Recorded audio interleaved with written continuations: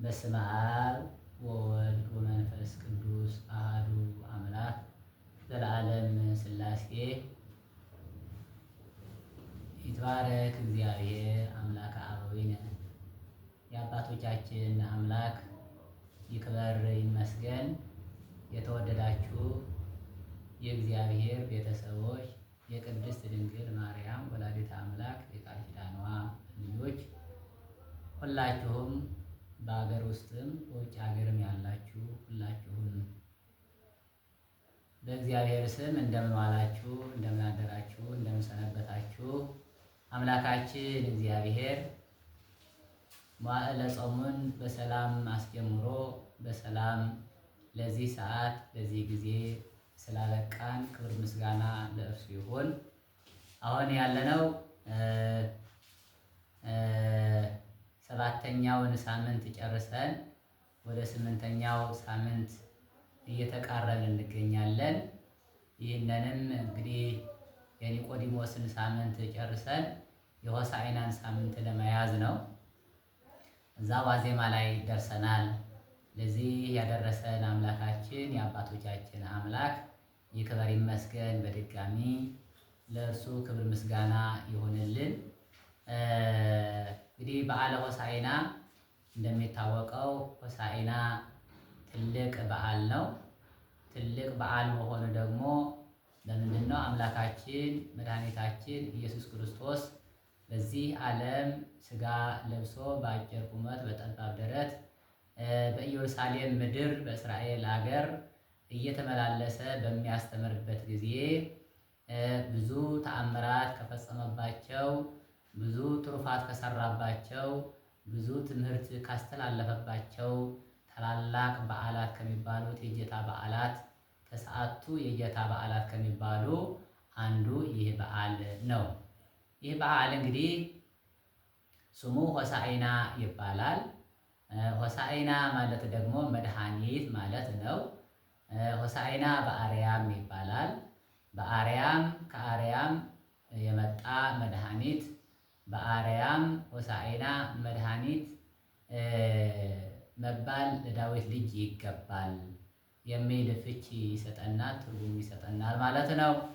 ስለዚህ በዚህ ጊዜ ይህ በዓል ታላቅነቱ ተአምራት የተፈጸመበትም ስለሆነ ከዋናው ከሁሉ በላይ ግን በዓልነቱ የሚታወሰው የሚታሰበው ብዙ ሕዝብ ተሰብስቦ ሕፃናትም ሽማግሌዎችም ትልቁም ትንሹም የተማረውም ያልተማረውም ሁሉ ተሰብስቦ ጌታ ሲመጣ ከኢየሩሳሌም ወደ ቤተ መቅደሱ ከደብረ ዘይት ወደ ቤተ መቅደሱ ሲቃረብ አቀባበል የተደረገበት ትልቅ በዓል ነው ማለት ነው። እንግዲህ ሲቀበሉት እንዴት ነበረ ሲባል ቡሩክ ዘይመጽእ በስመ እግዚአብሔር እያሉ ነው የተቀበሉት። በእግዚአብሔር ስም የሚመጣ የተባረከ ነው ይላል። ይህንን ዝማሬ ወንዱም ሴቱም ትልቁም ትንሹም በዛን ጊዜ ዝማሬውን ለእግዚአብሔር አቅርበዋል። ለመድኃኔ ዓለም ለኢየሱስ ክርስቶስ ይህንን ምስጋና አቅርበዋል። ምንድን ነው እንግዲህ ሕፃናቱ ወተቀበሉ ሕዝብ ብዙሃን አእሩግ ወሕፃናት ነሲኦሙ አይጽቆ በቀልት ብሎናል። ይሄ ቅዱስ ያሬድ ኢትዮጵያ ሊቁ ቅዱስ ያሬድ ሲገልጸው በማቴዎስ ወንጌል በምዕራፍ 21 ከቁጥር 1 ጀምሮ ያለው የተጻፈልን የተዘገበልን ቃል ወስዶ ያንን ምን አለው? ወተቀበሉ ግልጽ በሆነ ንባብ ወተቀበሉ ሕዝብ ብዙሃን አእሩግ ወሕፃናት ነሲኦሙ አይጽቆ በቀልት። ጌታ ሲመጣ ወደ ኢየሩሳሌም ወደ ቤተ መቅደሱ ሲመጣ ብዙ ሕዝብ ሕፃናትም ሽማግሌዎችም ተቀበሉት። ምን ይዘው? የወይራ ዝንጣፊና የዘንባባ ዝንጣፊ ይዘው በእግዚአብሔር ስም የሚመጣ የተባረከ ነው እያሉ እየዘመሩ ተቀበሉት የሚል ቃል ነው የምናገኘው። እና እንግዲህ በዚህ ጊዜ ይህም የሆነው ይህ ሁሉ የሆነው ትንቢቱ ይፈጸም ዘንድ ነው። ወዝ ኩሉ ዘኮነ ከመ ይትፈጸም ዘተብህለ በነቢይ ይለዋል ማቴዎስ ወንጌል። እዛ ቅድም ከገለጹት ምዕራፉና ቁጥሩ እዛ ይገኛል። ይህ ሁሉ የሆነው በነቢያቱ የተነገረው የተገለጸው ለጽዮን ልጅ በልዋ ለወለተ ጽዮን የዋህ ጻድቅ ወየዋህ ንጉሥኪ ነዋ ንጉሥኪ ጻድቅ ወየዋህ ይመጽእ እንዘ ይጽአን ዲበ እድግት ወዲበ እዋላ ይላል። ለጽዮን ልጅ ማለት ለእስራኤል ልጅ ለእስራኤላውያን እንዲህ በለዋት፣ ለእስራኤል ልጅ እንዲህ በሉ። ለጽዮን ልጅ ማለት ነው። ጽዮን ልጅ የተባለ እስራኤላውያን ናቸውና ለጽዮን ልጅ እንዲህ በለዋት የዋህ ሀዳግ የበቀል ጻድቅ እውነተኛ አማናዊ አምላክ የሆነው አምላክሽ ፈጣሪሽ ንጉሥሽ በአህያና በውርንጭላዋ ላይ ተጭኖ ይመጣል ተብሎ በነቢያቱ የተነገረው ይፈጸም ይደርስ ይፈጸም ዘንድ ነው ይህ ሁሉ የሆነው።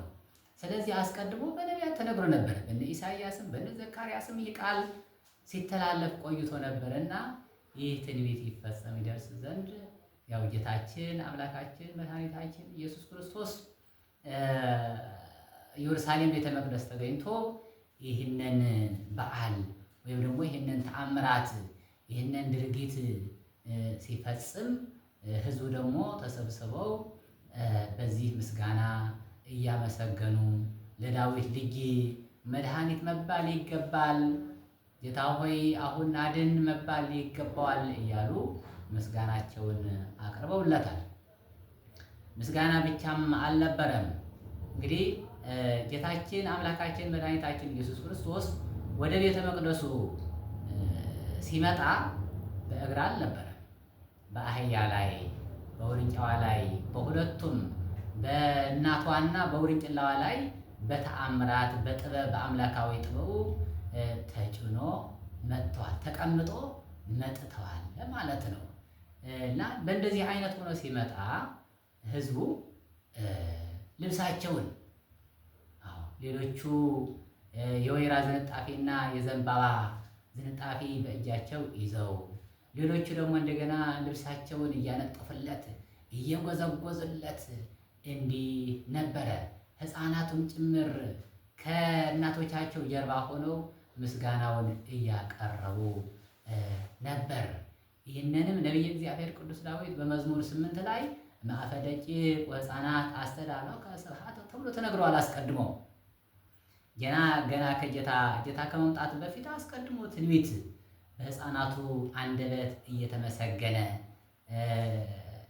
ለዳዊት ልጅ መድኃኒት መባል ይገባዋል የሚል ምስጋና አስቀድሞ በተነገረው ትንቢት መሰረት እንዲሁ ሲመሰገን እየተመሰገነ እየተዘመረለት አምላካችን መድኃኒታችን ኢየሱስ ክርስቶስ የኢየሩሳሌምን ቤተ መቅደስ 3 ጊዜ ዞረታል። ለዚህ ነው ዑደተ ሆሳዕና ይባላል። ዲዮስቆሮስ ጎርጎርዮስ ሊቁ ጎርጎርዮስ በቅዳሴው ላይ ዑደተ ሆሳዕና አርአየ ይለዋል። ዑደተ ሆሳዕና የሆሳዕናን መዞር አሳየ። ከዚህ በፊት ያልተደረገ ወደፊትም የማይሆን የማይደረግ እንደዚህ አድርጎ ይህንን ዑደተ ሆሳዕናን አሳየ። የሆሳዕናን ዑደት የሆሳዕናን የቤተ መቅደሱን በሆሳዕና ቀን ማዞር የሆሳዕናን የዘንባባን ዝንጣፊ ሆሳዕና ማለት እንግዲህ ዋናው ትርጉሙ የዘንባባ ዝንጣፊ ነውና ይህንን በመያዝ መዞር አሳየ ብሎታል። ስለዚህ በዚህ ጊዜ እንግዲህ እስራኤላውያን ሆሳዕና ዕለት በዕለተ ሰንበት መድኃኔዓለም ኢየሱስ ክርስቶስ ወደ ቤተ መቅደሱ በአህያና በውርንጫይቱ ላይ ተጭኖ ሲመጣ ህዝቡ በዚህ አይነት ዝማሬ፣ በዚህ አይነት እልልታ፣ በዚህ አይነት ሆታ በደመቀ መንፈሳዊ ድምቀት በተሞላው ምስጋናና ውዳሴ ሊቀበሉት ችለዋል። የእግዚአብሔር ልጆች ታዲያ እኔና እናንተ አሁን መድኃኔዓለም ኢየሱስ ክርስቶስ እንዴት ነው የምንቀበለው? እኔና እናንተ ላይስ በዛ ሰዓት የነበሩ ልብሳቸውን እስከ ማንጠፍ ድረስ ደርሰው ለአህያይቱም ለመድኃኔዓለም ለኢየሱስ ክርስቶስም እየጎዘጎዙለት እንኳን ላንተ ሀዳጌ በቀል ለሆንከው አማናዊ አምላክ ለሆንከው መድኃኒት ለሆንከው ከአርያም ለመጣኸው ለወረድከው ለተወለድከው አይደለም አንተ ለተቀመጥክባት አህያም እንኳ ለዚህ መሰለ ክብር ይገባታል እያሉ ነው የተቀበሉት ማለት ነው። ታዲያ እኔና እናንተስ አሁን እንዴት ነው የምንቀበለው? እኔና እናንተ ደግሞ ልብስ ማንጠፍ አይደለም የወይራ ዝንጣፊ የሰሌን ወይም ደግሞ የዘንባባ ዝንጣፊ አይደለም የሚፈልገው መድኃኔዓለም ኢየሱስ ክርስቶስ። አሁን ከእኔና ከእናንተ የሚፈልገው ልቦናችንን ማንጠፍ ይፈልጋል ኢየሱስ ክርስቶስ። ልቦናችንን ይፈልገዋል። ልቦናችን የክርስቲያን ልቦና የክርስቲያን ሰውነት የእግዚአብሔር ማደሪያ፣ እግዚአብሔር መኖሪያ፣ እግዚአብሔር ማረፊያ፣ የቃሉ የፈቃዱ መመላለሻ ስለሆነ ልቦናችንን ንጹህ፣ ቤተሰቦቻችንን ንጹህ ከቂም ከበቀል ከተንኮል ከቅንዓቱ ከምቀኝነቱም እግዚአብሔርን ከሚያስቀይሙ ክፉ ነገሮች በሙሉ ርቀን ልቦናችንን ንጹህ አድርገን መድኃኔዓለም ኢየሱስ ክርስቶስን ልንቀበለው ይገባል። ይሄ ነው ከኔና ከእናንተ የሚጠበቀው። ሐዋርያው ቅዱስ ጳውሎስ በአንደኛ ቆሮንቶስ ምዕራፍ 3 ቁጥር 16 ላይ የተቀመጠ ኃይለ ቃል አለ። ኢተአምሩኑ አንትሙ ከመ ታቦቱ ለእግዚአብሔር፣ እናንተ የእግዚአብሔር ቤተ መቅደስ የእግዚአብሔር ማደሪያ መሆናችሁ አታውቁምን? እናንተ ሰውነት የእግዚአብሔር ማደሪያ መሆኑን አታውቁምን? ወመንፈስ ቅዱስ ህዱር ላዕሌክሙ፣ መንፈስ ቅዱስ በእናንተ ላይ አድረዋል፣ በእናንተ ላይ ኑሯል፣ ይኖራል እና ስለዚህ ሰውነታችሁን ንጹህ አድርጉ፣ ልቦናችሁን ንጹህ አድርጉ፣ ሌላ ክፉ ነገር አታስቡ የሚል ሐዋርያዊ ትምህርት ሰጥቶናልና እኛም በዚህ መልኩ መድኃኔዓለም ኢየሱስ ክርስቶስ ልንቀበለው ያስፈልጋል። የእግዚአብሔር ቤተሰቦች አሁን ሕማማት እየመጣ ነው። ሕማማት ደግሞ ልዩ ልዩ ጽዋቱ መከራ የተቀበለበት ዘመን እንደሆነ ሰዓት ወቅት እንደሆነ የምናስብበት ወቅት ነውና በዚህ ጊዜ በዚህ ሰዓት መድኃኔዓለም ኢየሱስ ክርስቶስን ለእኛ ብሎ መራራ ሐሞት የጠጣ ለእኛ ብሎ ግፉ የወደቀው የተነሳው መከራው ሁሉ የተቀበለበት ስለሆነ እኛም በዚህ ሰዓት ልቦናችንን ንጹህ ቅዱስ አድርገን ንጹህ መባ አድርገን ልናቀርብለት ይገባል። ልቦናችን ንጹህ አድርገን ልንቀበለው ይገባል። አምላካችን እግዚአብሔር አነሳስቶ ስላስጀመረን አስጀምሮ ስላስፈጸመን ክብር ምስጋና ለእርሱ ይሁን። ይቆየን።